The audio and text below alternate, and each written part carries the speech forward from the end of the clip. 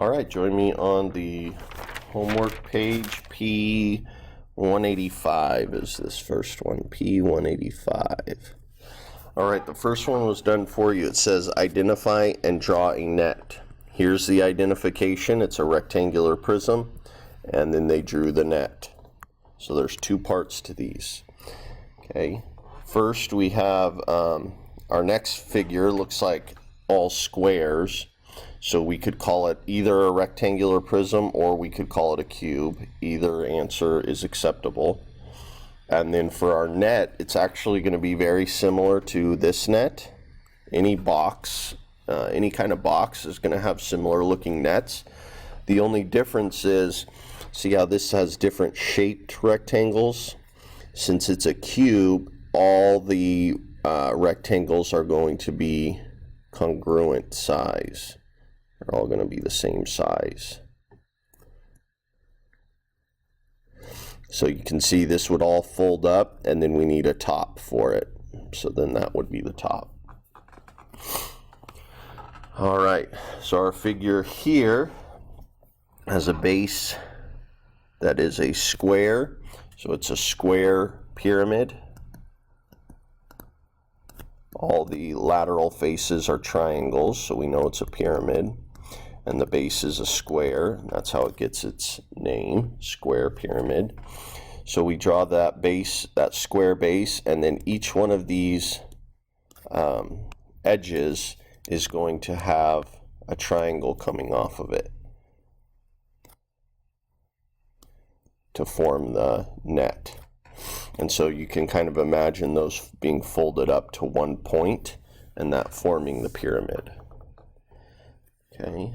On the next figure, we have two triangular bases. So this is, and then we have the lateral faces, though, are these rectangles. Ooh, it's a bad line.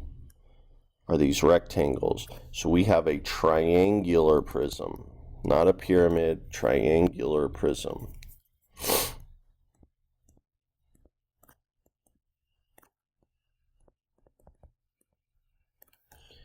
Okay, and for this net, we're going to have our rectangle, and then attached to that the two triangles that fold up on the sides, and then it has two additional sides besides the bottom there.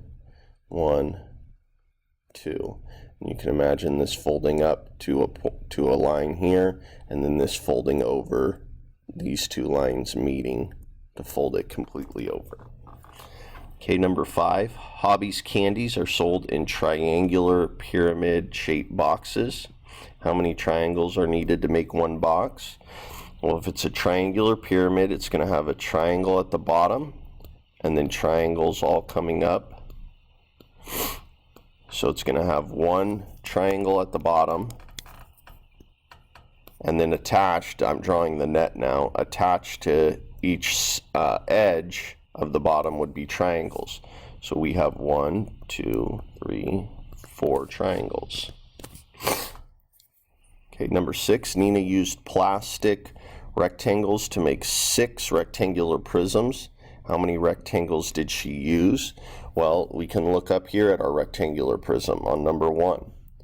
There are 1, 2, 3, 4, 5, 6 rectangles in each rectangular prism, and then she has 6 total prisms.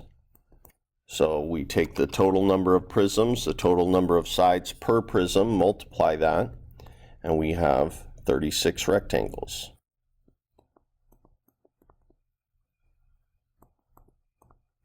Because she had 6 of these, and each one of these has 6 rectangles in it. So that's why we multiply 6 times the 6. All right, thanks for watching, and I'll see you on the next one.